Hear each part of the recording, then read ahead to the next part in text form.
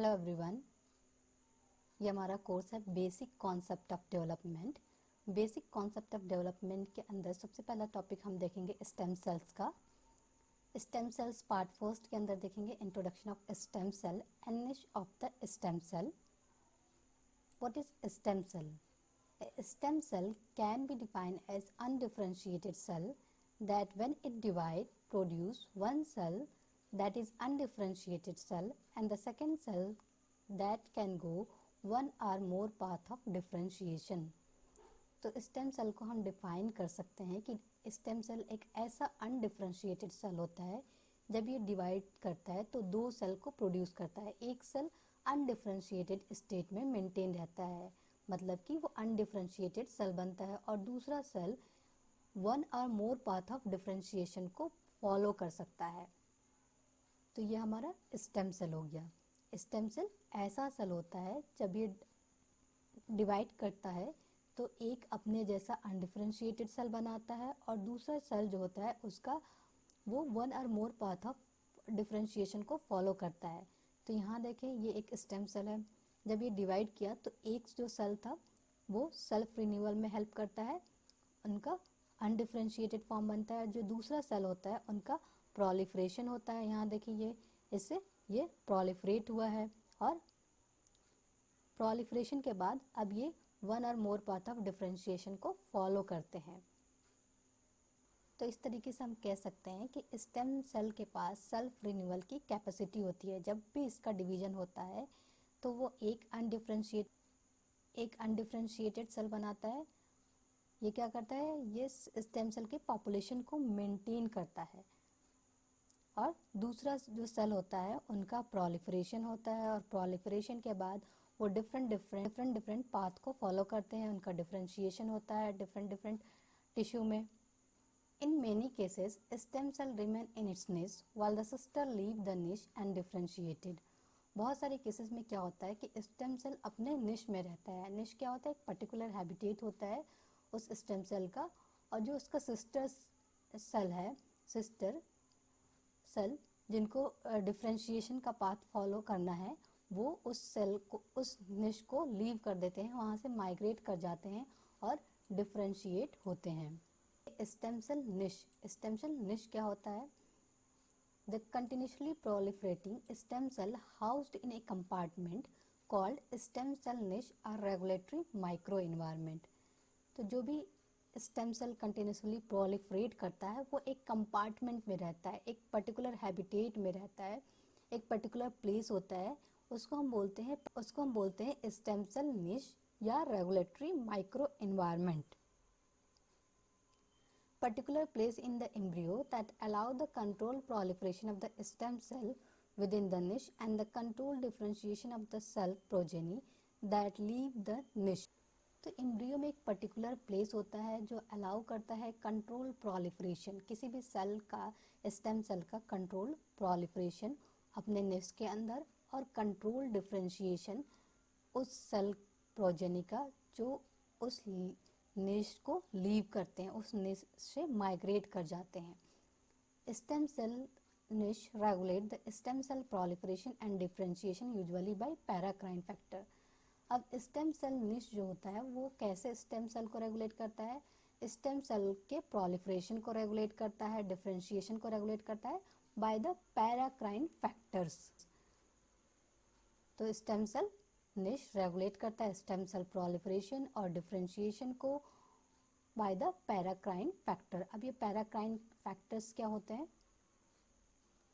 तो paracrine factors क्या होते हैं? ऐसे प्रोटीन जो एक सेल से सिंथेसाइज होकर, ऐसे प्रोटीन जो एक सेल से सिंथेसाइज होते हैं और डिफ्यूज करते हैं स्मॉल डिस्टेंस उस एनवायरनमेंट में और चेंजेस प्रोड्यूस करते हैं अपने नेबरिंग सेल में, उनको हम बोलते हैं paracrine factors.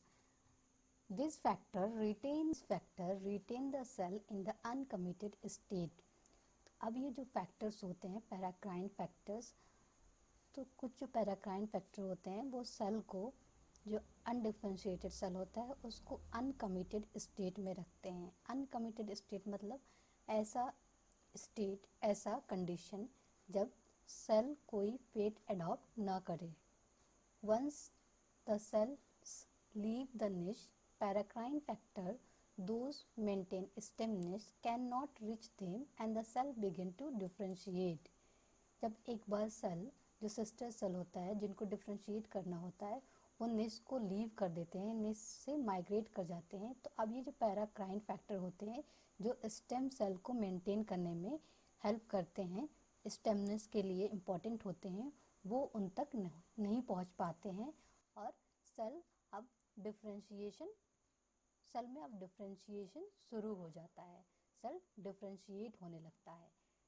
During embryonic development, various niche factors act on embryonic stem cell to alter gene expression and induce their proliferation and differentiation for the development of fetus. तो embryonic development के दौरान क्या होता है, बहुत सारे निश फैक्टर जो होते हैं एम्ब्रियोनिक स्टेम सेल पे एक्ट करते हैं, एम्ब्रियोनिक स्टेम सेल को अफेक्ट करते हैं और उनके जीन एक्सप्रेशन को ऑल्टर करते हैं और इंड्यूस करते हैं प्रोलिफरेशन और डिफरेंशिएशन, ताकि फीटस का डेवलपमेंट प्रॉपर तरीके से हो सके। तो एम्ब्रियोनिक स्टेम सेल में क्या होता है, बहुत कम सेल से पूरे ऑर्गन का फॉर्मेशन होना होता है, तो उनका प्रोलिफरेशन होता है, फिर डिफरेंशिएशन होता है। तो अब ये प्रोलिफरेशन और डिफरेंशिएशन बहुत सारे निश फैक्टर जो होते हैं एम्ब्रियोनिक स्टेम सेल पे वो सेल्स पे एक्ट करते हैं और जीन एक्सप्रेशन को ऑल्टर करते हैं डिफरेंट सेल के, ताकि जो भी फीटस का भी ऑर्गन डेवलपमेंट है वो प्रॉपर तरीके से हो सके। Within the adult human body, adult stem cell niche maintain adult stem cell in the quiescent state, but after tissue injury, the surrounding microenvironment actively signal stem cells to either self-renewal or differentiate to form new tissue. तो adult human body के अंदर जो adult stem cell निश होते हैं वो adult stem cell को quiescent state के अंदर मेंटेन करते हैं। क्विसेंट स्टेट का मतलब क्या हुआ कि इनएक्टिव स्टेट में वो मेंटेन किए हुए होते हैं, लेकिन जब कभी भी टिश्यू इंजरी होता है तो जो उनका सराउंडिंग माइक्रो एनवायरनमेंट होता है, इंजरी की वजह से जो सराउंडिंग माइक्रो एनवायरनमेंट वो स्टेम सेल को सिग्नल सेंड करता है, स्टेम सेल को सिग्नल करता है ताकि उनका सेल्फ रिन्यूअल हो सके और वो डिफ्रेंशिएट हो सके और न्यू टिश्यू को फॉर्म कर सके जो टिश्यू इंजरी की वजह से लॉस्ट हो चुका है। Several factors are important to regulate the stem cell characteristics within the niche. बहुत सारे फैक्टर्स जो होते हैं वो बहुत इंपॉर्टेंट होते हैं स्टेम सेल कैरेक्टरिस्टिक्स को रेगुलेट करने के लिए निश के अंदर। तो उनमें से पहले देखेंगे सेल सेल इंटरेक्शन। अब ये सेल सेल इंटरेक्शन कैसे होता है between neighbouring cells and stem cell. जो भी नेबरिंग सेल होता है स्टेम सेल और नेबरिंग सेल के बीच हो सकता है या बिटवीन स्टेम सेल आपस में इंटरेक्ट कर सकते हैं। तो ये सेल सेल इंटरेक्शन दो तरीके से हो सकता है, या तो neighbouring cell and stem cell के बीच इंटरेक्शन हो सकता है या दो स्टेम सेल्स के बीच इंटरेक्शन हो सकता है। Interaction between the stem cell and the cell adhesion molecule. अब नेक्स्ट फैक्टर्स जो इंपॉर्टेंट होता है वो stem cell and cell adhesion molecule के बीच जो इंटरेक्शन होता है वो रेगुलेट करता है। ऑक्सीजन टेंशन की रिक्वायरमेंट होती है। जो ऑक्सीजन डेफिशिएंट कंडीशन होता है वो स्टेमनेस को मेंटेन करता है, स्टेम सेल को अनडिफरेंशिएटेड स्टेट में मेंटेन करता है। ग्रोथ फैक्टर की रिक्वायरमेंट होती है, साइटोकाइंस की। एनर्जी की बात करें तो उसमें मेटाबोलाइट्स एटीपी का यूज़ होता है, पीएच को मेंटेन करना होता है, आयनिक स्ट्रेंथ में कैल्शियम कंसंट्रेशन को मेंटेन करना होता है। ये सारी चीज़ें, ये सारे फैक्टर्स जो होते हैं रेगुलेट करते हैं स्टेम सेल के कैरेक्टरिस्टिक्स को स्टेम सेल निश के अंदर। स्टेम सेल निश और स्टेम सेल निश होते हैं, उनमें से जर्म लाइन स्टेम सेल निश, हेमोपोएटिक स्टेम सेल निश जो बोन मैरो में प्रेजेंट होता है, मेसेंकाइमल स्टेम सेल निश ये भी बोन मैरो में प्रेजेंट होता है, हेयर फॉलिकल स्टेम सेल निश, इंटेस्टाइनल स्टेम सेल निश, स्किन स्टेम सेल निश, कार्डियोवैस्कुलर स्टेम सेल निश। जर्म लाइन स्टेम सेल निश उन सारे ऑर्गेनिज्म में पाए जाते हैं जो continuously sperms and egg produce करते हैं जब तक कि वो स्टेराइल नहीं हो जाते हैं।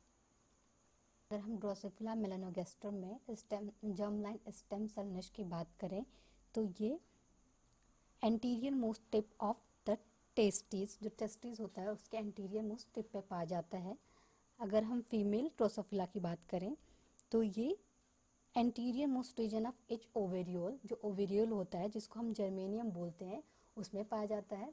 तो इसको हम देखेंगे, अच्छे तरीके से डिस्कस करेंगे। आगे हेमोपोएटिक स्टेम सेल निश, ये ब्लड फॉर्मेशन के लिए जो स्टेम सेल होते हैं उनका निश बोन मैरो में होता है। मेसेंकाइमल स्टेम सेल निश से भी बहुत सारे सेल्स का फॉर्मेशन होता है, जैसे कार्डियक सेल, ओस्टियोब्लास्ट, एडिपोसाइट्स वगैरह। Hair follicle stem cell niche, जो हेयर फॉलिकल का बल्ज होता है, इसको भी आगे हम डिस्कस करेंगे। इंटेस्टाइनल स्टेम सेल निश, इसकी वजह से जो हमारा इंटेस्टाइन का लाइनिंग होता है वो साइड होता है और उसका फिर से वो उसका रीजनरेशन होता है, वो फिर से बनता है। स्किन स्टेम सेल निश, स्किन जो हमारा होता है एपिडर्मिस, आउटर लेयर, वो साइड होता रहता है और न्यू स्किन बनता रहता है। तो ये स्किन स्टेम सेल निश में जो स्टेम सेल होते हैं वो उनको रिप्लेस करते हैं। कार्डियोवैस्कुलर स्टेम सेल निश, तो हमारा जो कार्डियोवैस्कुलर स्टेम सेल निश का लोकेशन होता है, मे बी ये राइट वेंट्रिकुलर फ्री वॉल हो सकता है, एट्रिया हो सकता है। जर्म लाइन स्टेम सेल निश, बहुत सारे केसेस में क्या होता है, जर्म सेल्स जो होते हैं कंटिन्यूसली प्रोड्यूस होते रहते हैं स्टेम सेल निश के अंदर। अगर हम एक एग्जांपल लें ड्रोसोफिला का, तो ड्रोसोफिला के टेस्टिस में जो होता है स्टेम सेल रिसाइड करता है। Stem cell for sperm, stem cell, ऐसे स्टेम सेल जो स्पर्म को प्रोड्यूस करते हैं, ये रिसाइड करते हैं एक रेगुलेटरी माइक्रो इन्वायरमेंट में, जिसको हम बोलते हैं हब। तो हब जो होता है, hub consist of about a dozen of somatic testis cell and is surrounded by 5 to 9 germ stem cell. तो हब में about dozen of somatic testis cell होते हैं और उसके सराउंडिंग में 5 to 9 जर्म स्टेम सेल होते हैं। इसमें जो जर्म सेल होता है, जर्म स्टेम सेल, वो डिवाइड करते हैं एसिमेट्रिकली डिवाइड करते हैं और एक another germ stem cell form करते हैं जो हब सेल से अटैच रहता है। सोमैटिक हब सेल से अटैच रहता है, ये सोमैटिक सेल होता है, ये सोमैटिक हब सेल होता है, तो इससे अटैच रहता है। एंड एक गोनियोब्लास्ट, और एक गोनियोब्लास्ट को प्रोड्यूस करते हैं जब ये डिवाइड करते हैं। तो अब ये जो गोनियोब्लास्ट होता है ये प्रिकर्सर होता है स्पर्म फॉर्मेशन के लिए, स्पर्मेटोगोनिया के लिए प्रिकर्सर सेल्स होता है, इसी से स्पर्म्स का प्रोडक्शन होता है। अब ये फिर डिवाइड करते हैं, डिफरेंशिएट करते हैं और स्पर्मेटोगोनियल सेल्स बनाते हैं जिससे स्पर्म्स का फॉर्मेशन होता है। अब cell division pattern germ line stem cell में कैसा होता है, एक दो सेंट्रोजोम जो होते हैं वो, एक जो होता है वो कॉर्टिकल साइटोप्लाज्म में रह जाता है near the site of hub cell, ये हब सेल है, ठीक। तो जर्म लाइन स्टेम सेल में डिवीजन जो हो रहा है, एक जो सेंट्रोजोम हो रहा है वो यहीं पे रह रहा है और दूसरा माइग्रेट करके नीचे आ रहा है, ठीक। while the other centrosome migrate to the opposite pole of the germline stem cell. This result in one cell remaining attached to the hub cell and the other cell detached from it and differentiate. इससे क्या होता है कि जब ये centrosome migrate करता है और ये अपोजिट पोल पे आ जाता है, तो जब सेल डिवाइड करता है तो एक सेल जो होता है वो जर्म लाइन स्टेम सेल में जो एक सेल होता है वो हब सेल से अटैच होता है और दूसरा जो होता है वो डिटैच हो जाता है, वो दूर होता है, फार अवे होता है हब सेल से, तो वो डिटैच हो जाता है और डिफरेंशिएट होता है और गोनियोब्लास्ट का फॉर्मेशन करता है। स्पर्मेटोगोनियल सेल्स का फॉर्मेशन होता है। अब ये स्पर्मेटोगोनियल सेल प्रिकर्सर सेल्स होते हैं स्पर्म फॉर्मेशन के लिए। तो इस तरीके का सेल डिवीजन पैटर्न होता है जर्म लाइन स्टेम सेल में ड्रोसोफिला की बात करें तो यहीं पे हम लेक्चर को स्टॉप करते हैं। तो ये जर्म लाइन स्टेम सेल हमने कंप्लीट किया है। बाकी सारे जो स्टेम सेल निश हैं उनको हम नेक्स्ट लेक्चर में कंटिन्यू करेंगे। Thank you.